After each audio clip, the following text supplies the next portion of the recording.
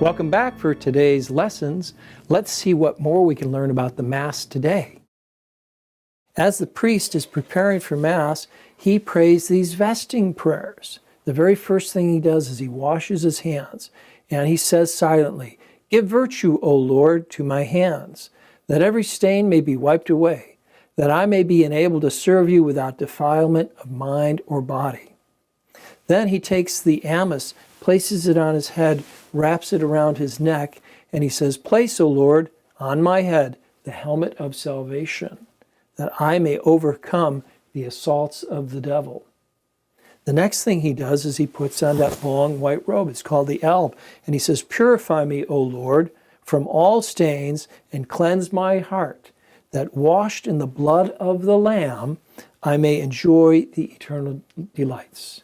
The next thing he does is he puts on that cincture, that white robe like a belt.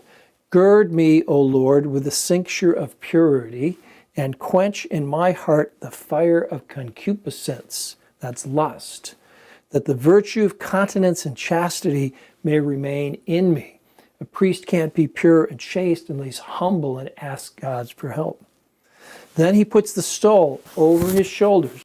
"Restore to me, O Lord, the state of immortality which was lost to me by my first parents," that was Adam and Eve, "and although I am unworthy to approach your sacred mysteries, grant me eternal joy."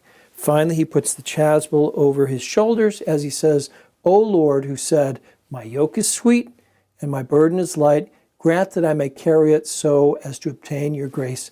Amen." It's not mandatory for the priest to pray those prayers, but it really helps put him in the mood. You can pray them in English or you can pray them in Latin. I know them in both. After Mass, there's a couple of prayers that you can pray. I'm going to show you something very special, which I'll bet you've never seen before. You see this beautiful wooden case here, the millwork? Inside here, we have the sacred vestments that the priest uses when he celebrates Mass. So take a look at this. We have a white one for days of rejoicing, a purple vestment, that's called a chasuble, for Lent and Advent. Here we have a red one for Feast of a Martyr or Pentecost Sunday. Here is a green chasuble and stole as well. This is the stole for ordinary days.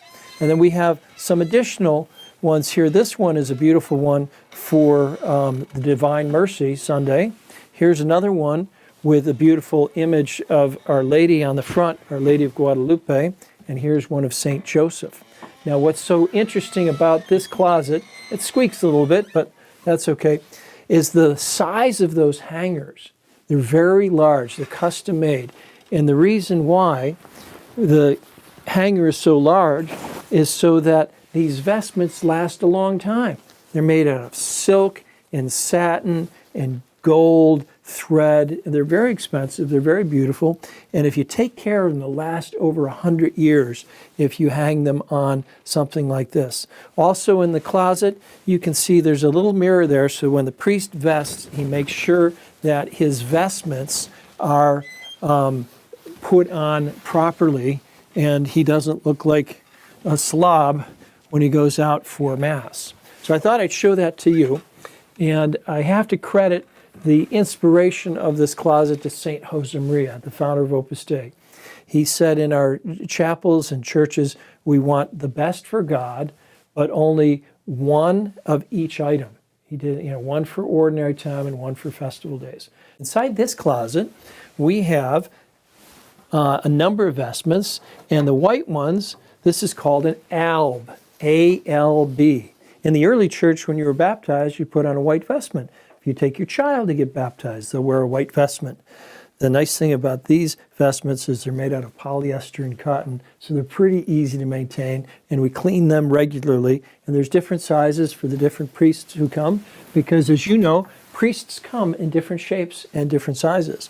Also in the closet, we have a cope, C-O-P-E.